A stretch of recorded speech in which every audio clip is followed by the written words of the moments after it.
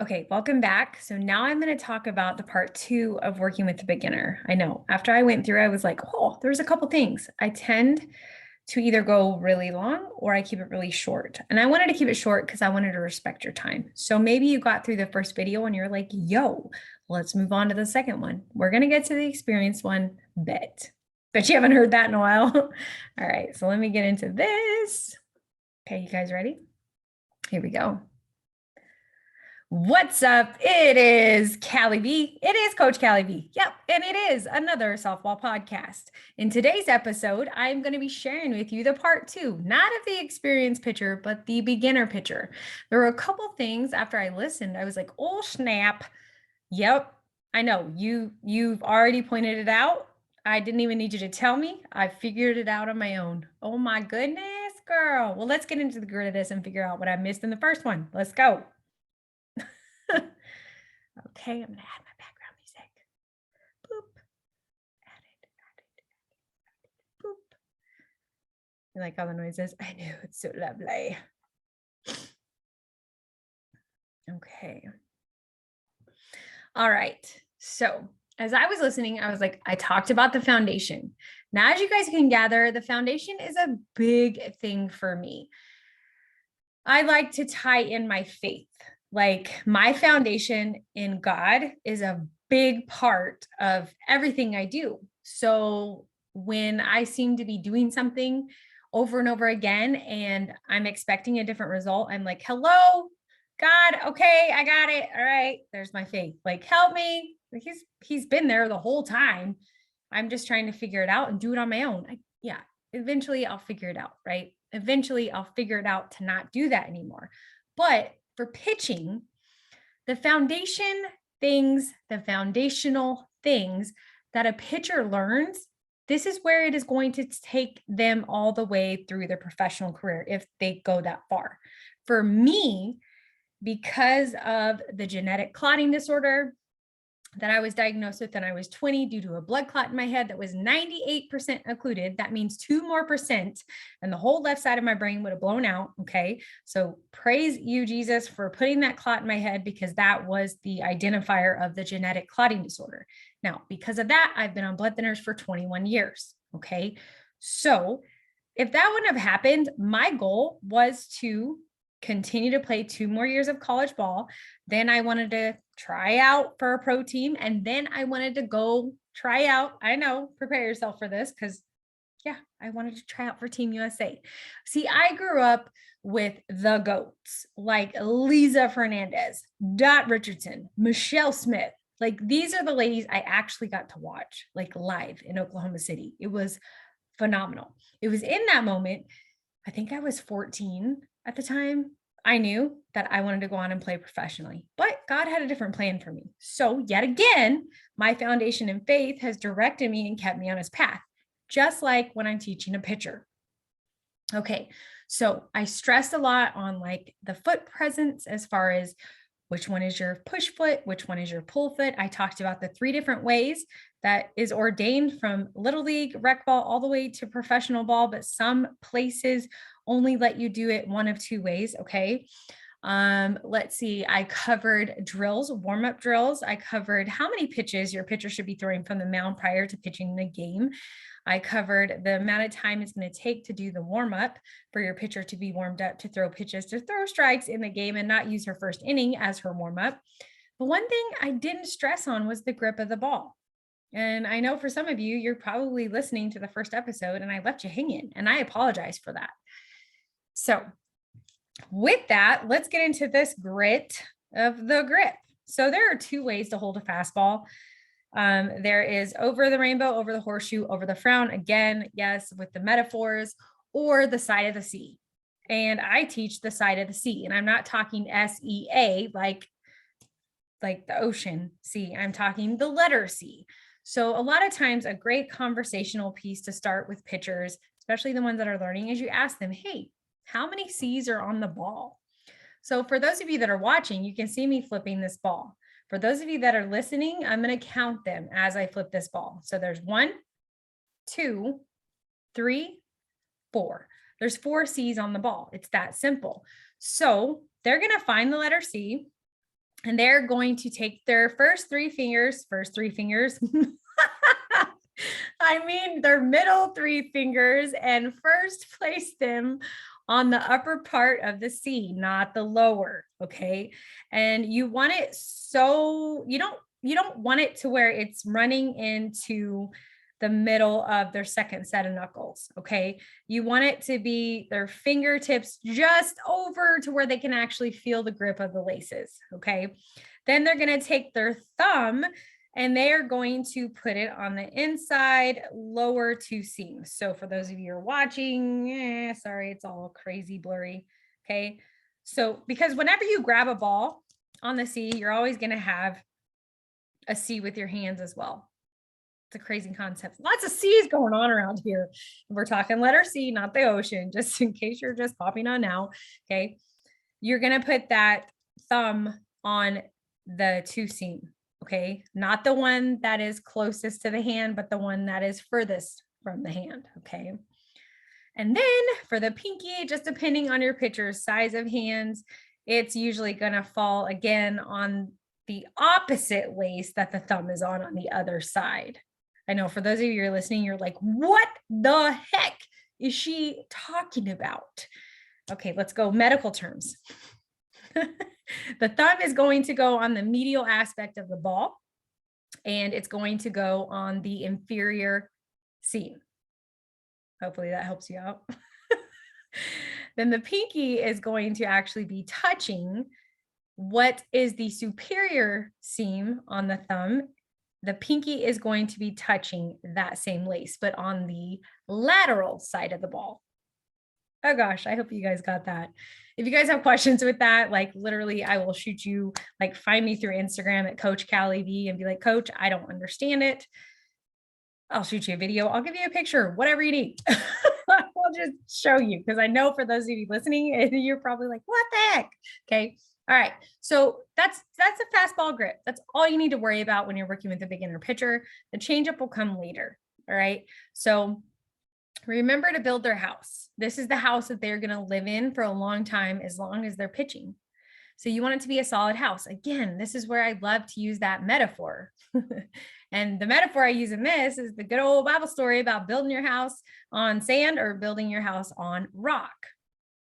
Who is the foundation? God. Yes. Okay. So do you want to build your pitcher's foundation on sand? Like, do you want to cut all the corners? Do you want to teach her to, well, maybe you don't know how to teach her this, but let's just do this because I see this happen a lot. Do you want to allow her to continue to throw strikes when she has a broken ankle drag and she literally is anchoring her pitch and she's anchoring her speed? No. And I know it's hard because we've all lived there. Well, she's throwing strikes. Why fix it if it's not broken? Because it is broken. Like, just because a pitcher throws a strike does not mean that her foundational mechanics are correct. So start them young, start them simple, build their foundation, the house that they're going to live in their softball career for a very long time, hopefully. Okay. And that is honestly how you should be approaching every beginner pitcher. Is you want them to be fed. You want them to be hungry. You want them to come to you every single time wanting to learn. Now, is it going to be like that every time? Because sometimes there are times where you can't control what happened to that kid that day. And then that just gives you a moment to just speak into that kid and be like, yo, I woke up on the wrong side of the bed today. My morning was crazy. My day was even more crazier, but yet I'm here with you. And this is my happy place. I love softball. Do you love softball? I love softball. All right, well, let's protect our peace. Let's protect our joy and let's have fun today. What do you say? Boom, whole attitude, demeanor changes. Does it happen with every pitcher? I've had one pitcher it didn't work with, and I actually had to tell her I was no longer going to work with her because I witnessed her curse out her mother in the parking lot one day. And I don't have to put up with that. As a pitching coach, you want to work with your people. You want to work with the kids that are going to receive what you're saying the way you're getting them across. Does that make sense? Because there's a T in across. I can't talk today. I think for me as a pitching coach, when it came time for me to see my value in 24 years of doing this and everything I've been through on top of being an ultrasound tech for 17 years during that time and now doing it full time. I get people that will contact me about my rates and stuff, and they're just like, wow, yeah, wow, I'm a big deal. That doesn't mean I'm conceited. It doesn't mean I'm cocky. It means that I want the best for your daughter, and I'm going to do everything I can to make sure that she understands what she is capable of doing. Learning a new pitch, learning where to place her feet, learning where to place her fingers on the ball to throw a new pitch, understanding what it feels like when she's not throwing something correctly. That's a big one. That's a big one. Okay. It's just, you have a pitcher who can't hit a rise ball. Well, it's because it looks like she's throwing a screwball. That's why she's allowing the two things to bleed together, mix. Okay. So it's important as a pitching coach when you're working with clients that they're your people. Like, you want to work with people who want to work with you. Like, it's an amazing relationship. But if you look at it in the aspect, let's look through the lens of maybe you're in the food industry, right? And you have a cafe. All right. You are literally going to serve everyone, but not everyone is going to like the way you cook your bacon. But there's going to be some people that like the way you cook your bacon, and those people are going to continue to come back. Those are your people.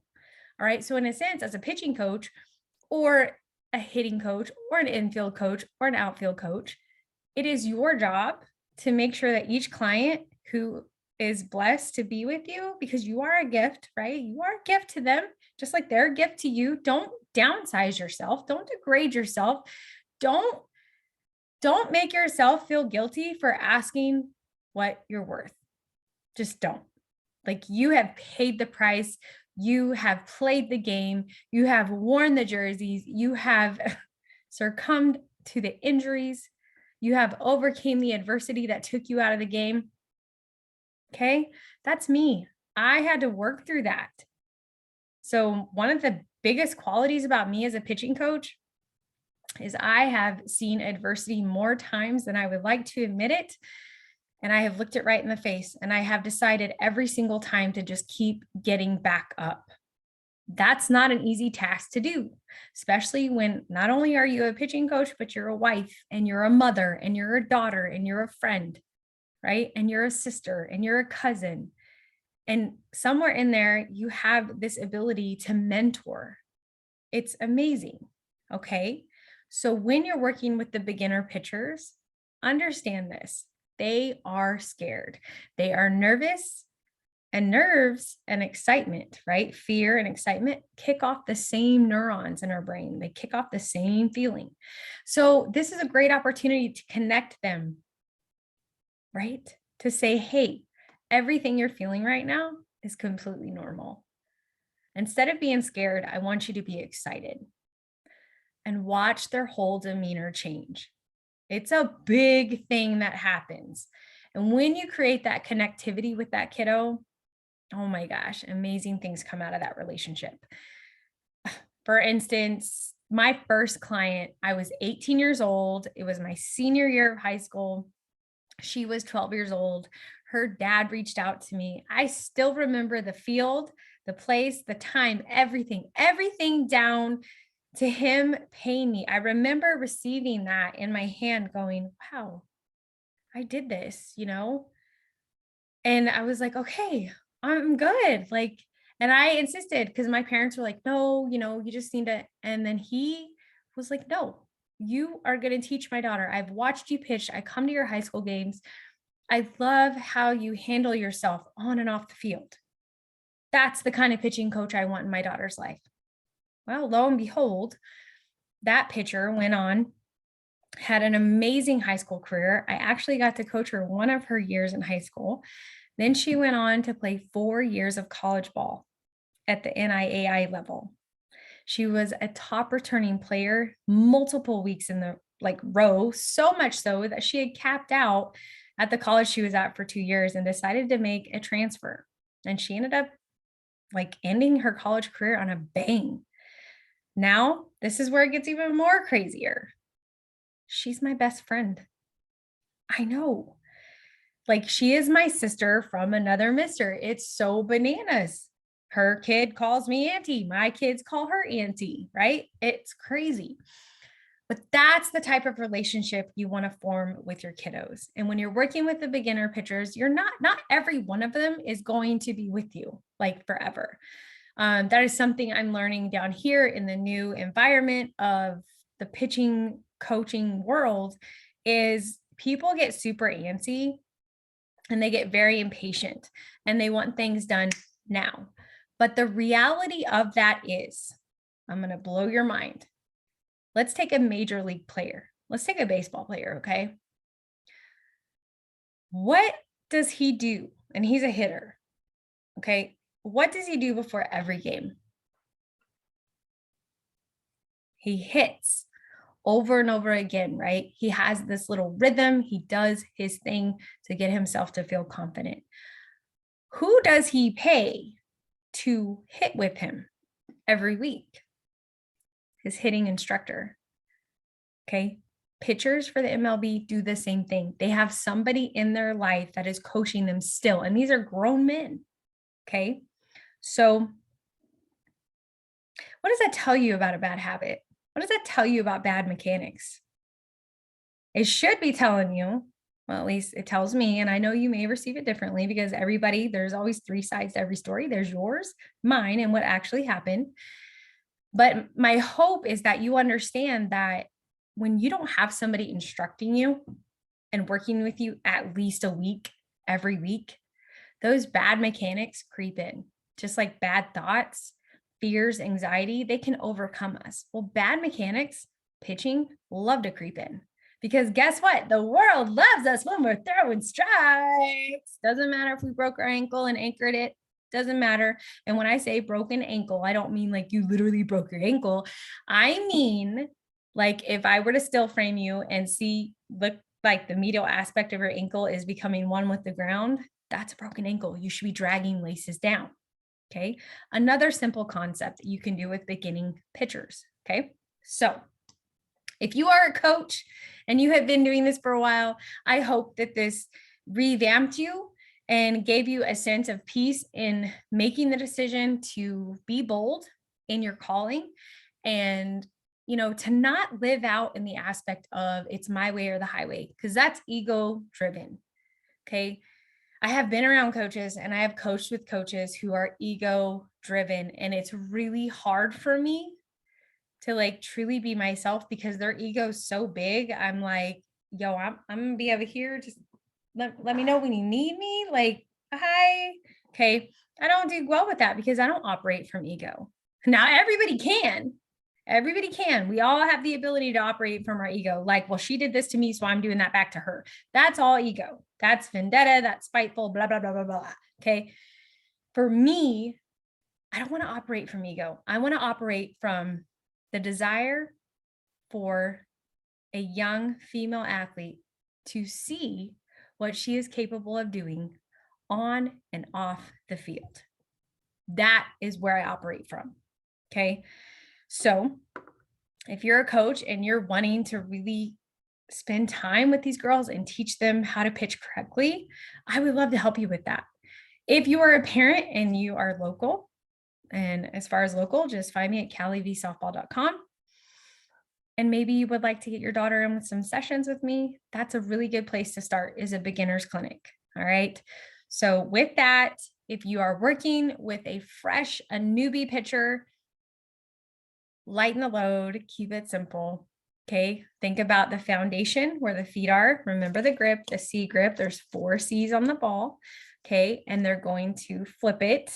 It's similar to a rise ball, but it's not. Like, this is where it can get super tricky, but we always start with the fastball grip. If you guys have any questions, concerns, you would like me to shoot you a video on something you can do, contact me at calivsoftball.com, or heck, be bold and just go to my Instagram at Coach Callie V and shoot me a message. The bottom line is you're a coach because it's something you love to do. At least I hope it is. And if you're a coach who maybe lately it feels like it's something you have to do, it's okay to set the bench. It's okay to take some time off and reevaluate and see what your next play is. We're only human, right? This is why I coach with Christ. Like, I know to some of you watching, listening, it's like cliche to say I coach with Christ, but I'm good saying that because I operate from Christ. I don't operate from the human inside of me. Yeah, does that make sense? Okay. All right. So, do you guys have any more questions, concerns about your beginner pitcher? Shoot me a message. I can't stress that enough. That's the best way to get help as soon as possible is reach out to myself, reach out to other pitching coaches that you follow on Instagram. Like, there is a great, how would I say this? There is a great population of pitching coaches right now on Instagram that I adore and I pull into when I have questions and I have concerns. And like when they drop the new rule change, like where we're going to be able to start training our pitchers to basically double dip their push foot come 2022. It was really cool to see all these pitching coaches like we all banded together and we all talked about how we were going to approach this and was it going to defeat us? Were we scared? Yeah, we were all a little scared, but then some of us were like, yeah, no, I can see some more push in this, so we were able to point out the pros and the cons. So be bold, ask the questions, have the tough conversations. Your little athletes are worth it. It's more than just teaching them how to play the game, how to pitch a strike, but it truly is how to show up on and off the field. Take care, guys. Thanks for listening and God bless. All right. So I hope that helps you guys. If you are a coach and you're working with a beginner pitcher, if you are a parent and you don't know where to start, just contact me. If you're in my area, I would love to work with you. We could even do Zoom sessions if that's something you want to do. That is something I do every Wednesday. I actually have a bunch of Zoom kiddos. But yeah, I would love to talk with you. So just go subscribe at CaliVSoftball.com. This is a really good way to get started on a good foot for your daughter. Like the foundation is huge. This is going to be what's going to take her more places than just pitching, at least with me. That's my approach is they are more than just softball. All right. Well, I better get off here because I really do have to take a shower. And I really do have to go pick up kids from school. All right, guys, take care and thanks for watching and God bless.